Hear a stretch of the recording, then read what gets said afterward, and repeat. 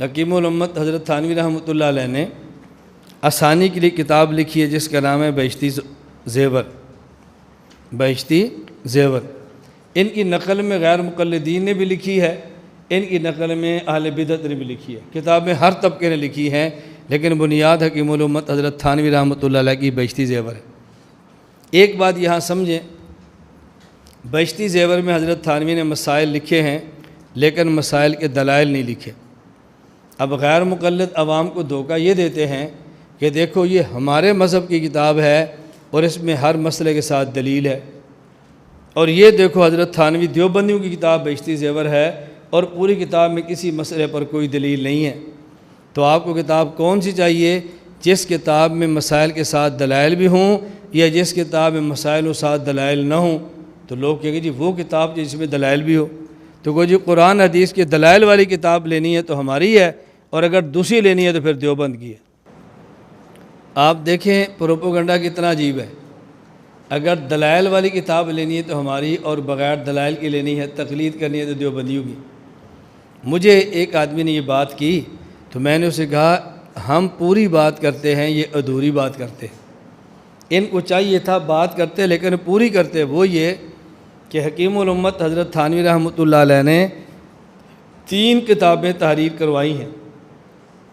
Number 1 احکام القرآن، number 2 اعلاء السنن، number 3 Bahishti Zewar. حضرت تھانوی نے فرمایا بھی ایک کتاب ایسی ہونی چاہیے کہ جس میں ہمارے مسائل ہوں اور ساتھ قرآن کریم کی آیتیں ہوں۔ کتاب لکھی گئی اور نام احکام القرآن ہے اور عربی میں ہے۔ ایک کتاب ایسی ہونی چاہیے کہ جس میں ہمارے مسائل ہوں اور دلائل میں حدیثیں ہوں۔ کتاب لکھی گئی اور نام اعلاء السنن ہے، 21 جلدوں میں۔ اور فرمایا یہ تو علماء کے لیے ہے کہ وہ مسائل بھی دیکھیں دلائل بھی دیکھیں، عام آدمی کے پاس اتنا وقت نہیں ہوتا کہ مسائل اور دلائل دونوں دیکھے، اور اتنی صلاحیت بھی نہیں ہوتی کہ دلائل کو سمجھے، تو ایک کتاب اور لکھ دیتے ہیں کہ جن میں صرف مسائل ہوں اور ساتھ دلائل نہ ہوں، اور کتاب بھی اردو زبان کے اندر ہو تاکہ عام آدمی اس سے استفادہ کرے، اس کا نام ہے بہشتی زیور۔ تو میں نے کہا ان کو یہ بات کہنی چاہیے تھی کہ ہمارے پاس صرف ایک کتاب ہے اور مولانا تھانوی جو میں کتاب دی وہ ایک نہیں بلکہ وہ 3 ہیں۔ تو حضرت تھانوی کا پورا کام پیش نہیں کیا، ایک حصہ پیش کیا اور 2 حصے ہضم کر گئے، اور اس کا نام رکھا جی احقاق حق ہے۔ یہ قرآن کی خدمت ہو رہی ہے، حدیث کی خدمت ہو رہی ہے۔ اگر قرآن کریم اور حدیث کی خدمت ہوتی تو پھر یہ کہنا چاہیے تھا کہ قرآن کریم کے دلائل مسائل کے ساتھ ہوں، احکام القرآن ہے، احادیث کے دلائل مسائل کے ساتھ ہوں، اعلاء السنن ہے، اور ایک کتاب جس میں مسائل اور دلائل نہ ہوں، اس کا نام بہشتی زیور ہے۔ بتاؤ حضرت تھانوی رحمۃ اللہ امت پہ کتنا احسان فرمایا ہے۔ تو یہ قابل قدر کام تھا، لیکن پروپوگنڈا کر کے اس کو غلط انداز میں پیش کر دیا۔ میں پھر وہی بات کہتا ہوں کہ ہمارے بیانات سنے نہیں ہوتے، جس کا نتیجہ ہوتا ہے کہ بندہ پھسل جاتا ہے، لیکن جب دلائل اور بیانات سنتے رہیں پھر کبھی بھی آدمی دائیں بائیں نہیں جاتا۔ اب اس پر سوال کیا حکیم الامت حضرت تھانوی نے بہشتی زیور حصہ 2 صفحہ 5 پہ لکھا ہے کہ ہاتھ میں کوئی نجس چیز لگی تھی، اس کو کسی نے زبان سے 3 دفعہ چاٹ لیا تو بھی پاک ہو جائے گا۔ اب یہ کہتے ہیں دیکھو حضرت تھانوی رحمۃ اللہ علیہ بہشتی زیور میں لکھتے ہیں کہ نجاست کو چاٹنا جائز ہے، نجاست کو چاٹنا جائز ہے۔ حضرت تھانوی نے مسئلہ کیا لکھا ہے اور پروپوگنڈا کیا جا رہا ہے؟ ہم نے کہا یہاں بات سمجھنا، 2 مسئلے ہیں۔ ایک مسئلہ یہ ہے اگر ہاتھ پر نجاست لگ جائے اور جس انگلی پہ نجاست لگی ہے اس کو زبان سے 3 مرتبہ چاٹ لیا جائے، انگلی پاک ہوگی یا انگلی پاک نہیں ہوگی، ایک مسئلہ۔ دوسرا مسئلہ انگلی پر نجاست لگی ہو تو کیا اس نجاست کو زبان سے چاٹنا جائز ہے یا جائز نہیں؟ اس کو پاک زبان سے کرنا چاہیے تھوک سے یا اس کو پاک پانی سے کرنا چاہیے، یہ مسئلہ الگ ہے۔ اب غیر مقلدین جس مسئلے کی مخالفت کرتے ہیں تو ہمارا سوال یہ ہے کہ یہاں 2 مسئلے ہیں، تمہیں کون سے مسئلے سے اختلاف ہے؟ اگر تمہیں اس مسئلے سے اختلاف ہے اس عبارت کے اس حصے سے کہ اگر ہاتھ پہ نجاست لگی ہو اور 3 دفعہ چاٹیں تو ہاتھ پاک ہو جاتا ہے، اگر تم یہ مسئلہ نہیں مانتے، اس مسئلے میں ہمارے پاس دلائل موجود ہیں۔ صحیح بخاری حضرت امام بخاری باب قائم کرتے ہیں، بابن حل تصلی المرأۃ فی ثوب حاضت فی، کہ عورت کو اگر ماہواری کا جس کپڑے میں خون آیا کیا اسی کپڑے میں نماز پڑھ سکتی ہے کہ نہیں؟ اور دلیل پیش کی ہے، امی عائشہ رضی اللہ تعالیٰ عنہ فرماتی، ما کان لاحدانا الا ثوب واحد، ہمارے پاس ایک کپڑا ہوتا تھا، مدینہ منورہ میں صحابیات کے پاس ایک کپڑا ہوتا تھا، تحیض فیہ، اسی میں ان کا ماہواری کا خون آتا، فاذا اصابہ شیء من دم، جب ان کے کپڑے کو ماہواری کا خون لگ جاتا، قالت بریقہا فمسحتہ بظفرہا، تو وہ اپنے تھوک سے اس کپڑے کو صاف کرتی اور خون سے کھرچ دیتی اور اسی کپڑے کے اندر نماز پڑھ لیتی۔ تو یہاں دیکھو مسئلہ کیا تھا، ایک ہے تھوک جو منہ کے اندر ہے یوں صاف کرنا، اور ایک ہے تھوکنا اور تھوک کر صاف کرنا۔ تھوک سے صاف تو کیا جا رہا ہے نا۔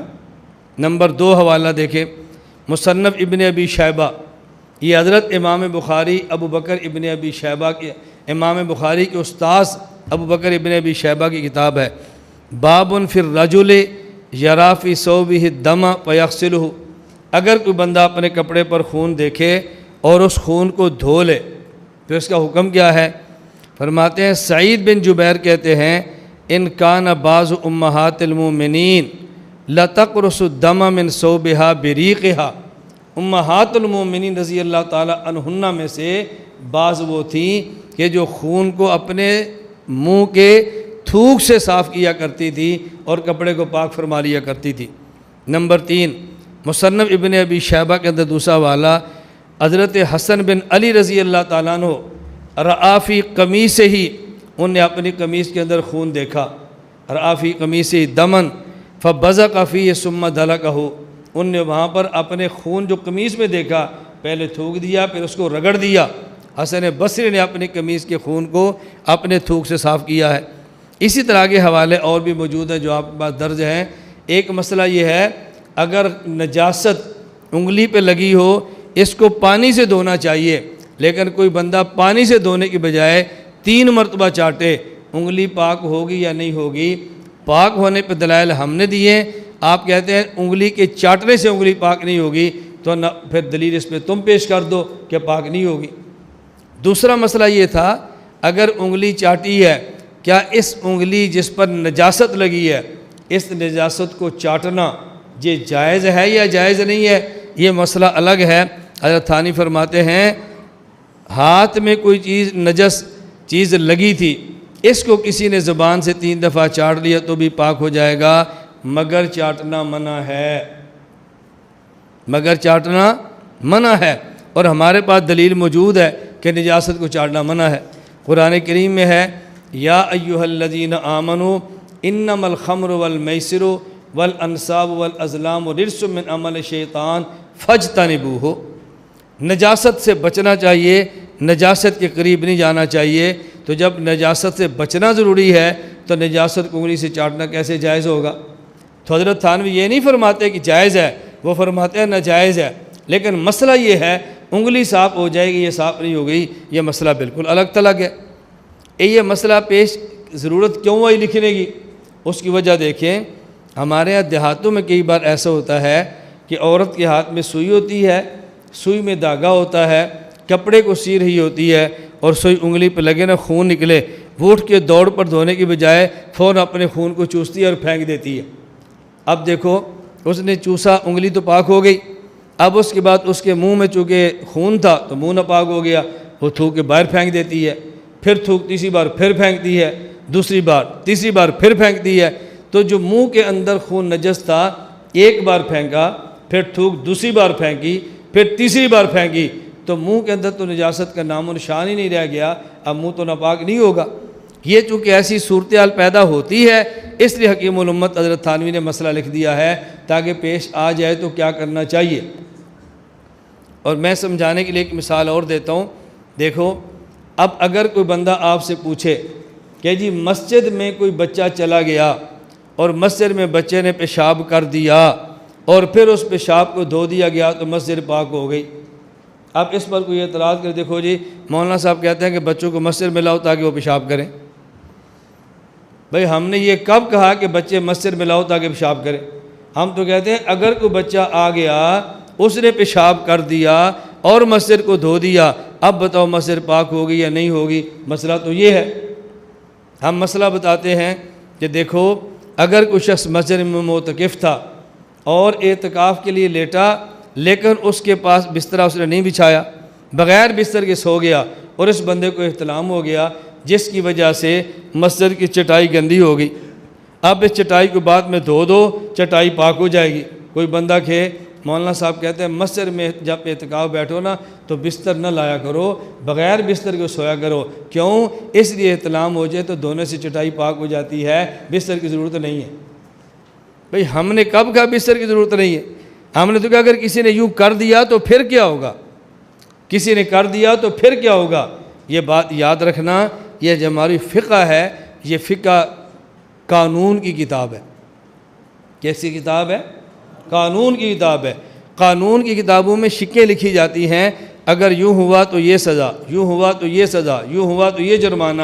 اس کا معنی یہ نہیں ہوتا کہ یہ کام کرنے ہیں۔ اب ہمارے ہاں ٹریفک کے اصول ہیں، بھئی آپ سگنل توڑو گے تو جرمانہ۔ اب اس کا معنی ہے کہ آپ نے سگنل ضرور توڑنا ہے؟ بھئی وہ تو قانون بتایا ہے، اگر توڑا تو جرمانہ ہوگا، نہیں توڑا تو نہیں ہوگا۔ کوئی بندہ کہے جی بھئی تو نے سگنل کیوں توڑا ہے؟ اس لیے کہ ٹریفک قوانین میں لکھا ہوا ہے کہ جب توڑو گے تو جرمانہ ہوگا۔ دیکھو میں نے توڑا، میں جرمانہ دے دیتا ہوں۔ میں نے تو اسے لکھا کہ قانون کی کتاب میں تھا۔